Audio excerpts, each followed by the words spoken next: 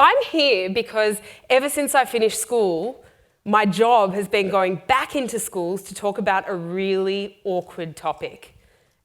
It's not sex ed. I realised that sounded like that was where it was going. Actually, to talk about issues related to bullying. And I'm sure you can imagine why it's awkward, because your average Year 9 student, when you're told you're about to do like a cyberbullying incursion, expects the absolute worst. The thing is, I totally get it, because when I was in school, if you told me I was about to do a workshop on cyberbullying, not only would my eyes have rolled, I would have expected like the most terrifying negative lecture, or maybe for someone to come and just patronise our whole year level and talk down to us and take away our agency.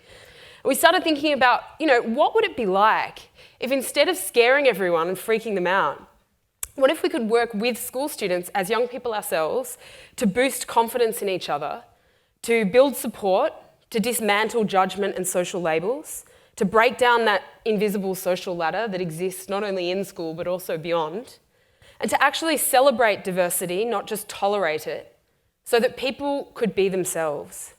We decided that, probably no surprise, instead of lecturing people, we were going to ask young people questions and find out their opinions and all listen to each other and get involved and have fun and get up out of our chairs. And we'd actually listen to the answers, listen to what people were coming up with. We decided that instead of leveraging inspiration or guilt to make this compelling argument that everyone should always stand up for everything all of the time, we decided that we'd be real and honest about the genuine risks that people face when it comes to challenging hate. And be honest about the fact that it's harder if you've already encountered it before, or if you're part of a group that is systemically oppressed, to acknowledge that it's not the same for everybody. We wanted to create innovative solutions to this problem of bullying through technology, but as the distance between my co-founder Ro and I and high school grew, we realised that we needed to gain some really expert advice. So for us, for our team, this meant putting together our most important advisory board, the Project Rocket Youth Brains Trust. For me, as a CEO of an anti-bullying org, having accountability to young people isn't just about creating great evaluations of our projects and offerings in schools. It's making sure that there is a cohort of diverse school-age students steering this initiative into the future. We know that different aspects of a person's identity predispose you to certain challenges and opportunities exist in the world, but we need to apply that thinking when it comes to young people as well. Young people aren't just young people, they're also, have other markers of their identity, like their socioeconomic status, their gender identity, their ethnicity and their sexuality.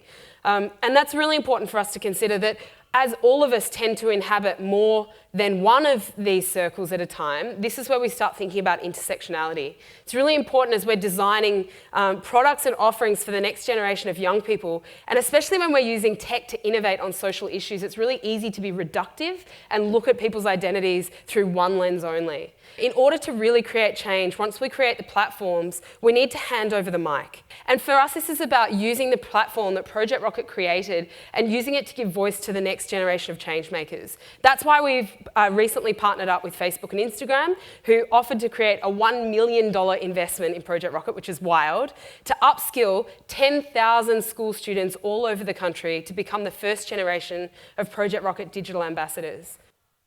So this is where I want to leave this, that Project Rocket really is not about us anymore. And I think that true innovation gives possibility to handing over the reins. So my sister and I might have started Project Rocket movement, but today it's led by thousands of school students who, like us, believe in a world where kindness and respect thrive over bullying, hate and prejudice, and all young people, all of us, are free to realise their potential.